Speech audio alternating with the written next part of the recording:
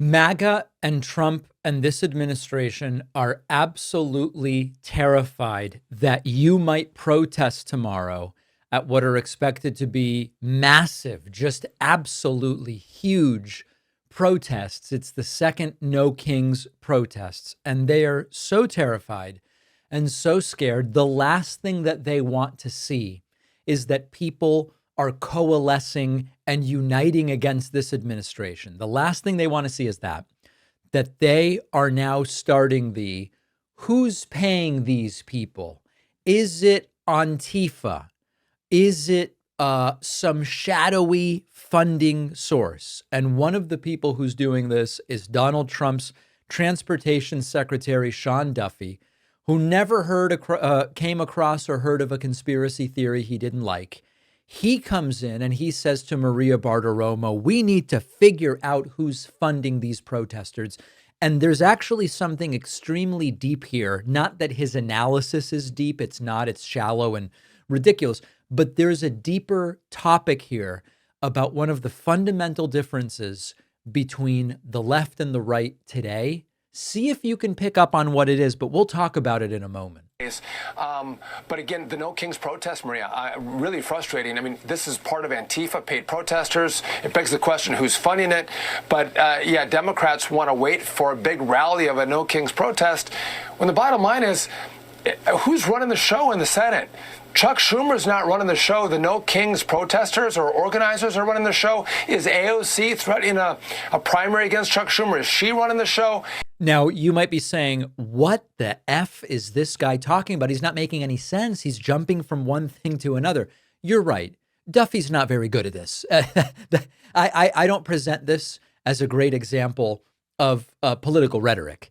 I want to focus in on this idea that the protesters are paid and we need to figure out who's funding it, and it might be Antifa.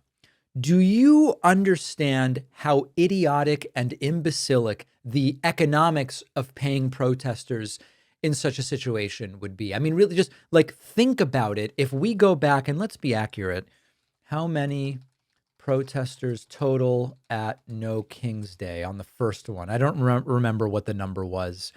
4 to 6 million protesters nationwide.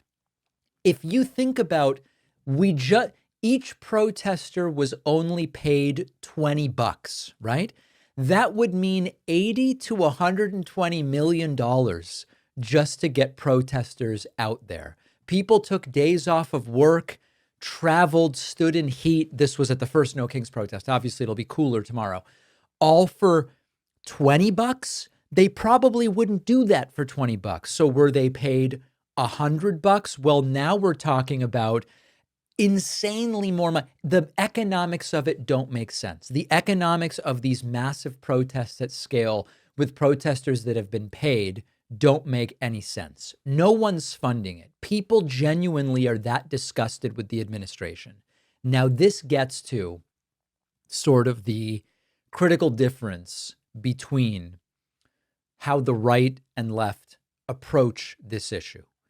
The reason that MAGA and Trump and Sean Duffy can't imagine that these are just genuinely outraged people who went out to protest on No King's Day 1 and are going to be going out tomorrow on No King's Day 2.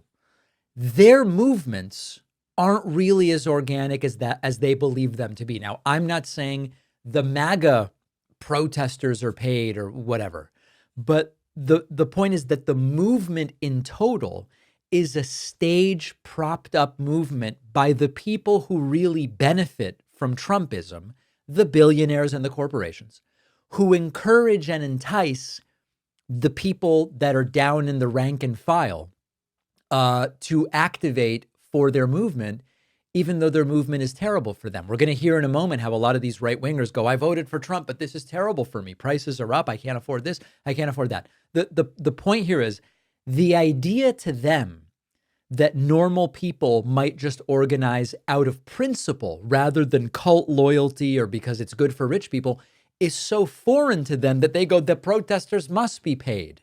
But of course, they're not. You look at these crowds, you don't see hedge fund managers or big money political donors. You see mostly working people and students and parents. Sure, there are some celebrities that have joined the protest because they believe in the message, not because they have a financial benefit to it.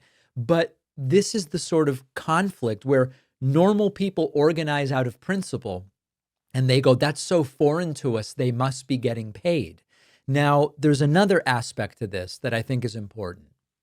Authoritarians always say that the protests are fake. Putin says it, Erdogan, I could go on. It's the same playbook. If it looks like anybody is expressing public displeasure with the leader, they must be getting paid, or in some way it must be subterfuge. It's George Soros or the CIA or FBI have goaded them to go or whatever. Because if they admit that there's real dissent, it means people are fed up with them, and authoritarians never want to do that. Finally, the media story here. Fox News, where this appeared, also is relevant. Fox has trained its viewers to see every protest as a psyop. If it looks like people are angry at Trump, it must be fake. If it looks like there was a protest against Trump, it must have been staged. Because if Fox News admits that it's real, they have to admit we are continuing to support a really unpopular presidency. So I hope to see you out there tomorrow. I know many of you are. If you haven't told me yet, if you're going out to the protest tomorrow, info@davidpakman.com. Let me know where you're going and where you will be. Nausea is one of those things that can derail your day. Could be on a plane, could be in a car. For me, it was on a boat not that long ago. Could even be from anxiety or migraines. Our sponsor, Relief Band, makes a wearable, FDA-cleared wristband designed to help relieve and prevent nausea. With no drugs or drowsiness, it uses transdermal neuromodulation or acustimulation. It's a gentle pulse to the part of the nervous system involved in regulating nausea.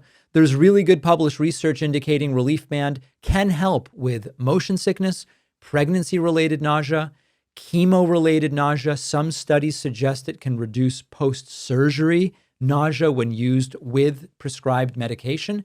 And Relief Band's new Premier Plus model adds a digital clock and smart skin sensing to preserve battery life, and it lets you adjust intensity based on how you feel. If nausea is something you deal with, it could be worth seeing if Relief Band can help. It is drug-free, non-drowsy, no side effects.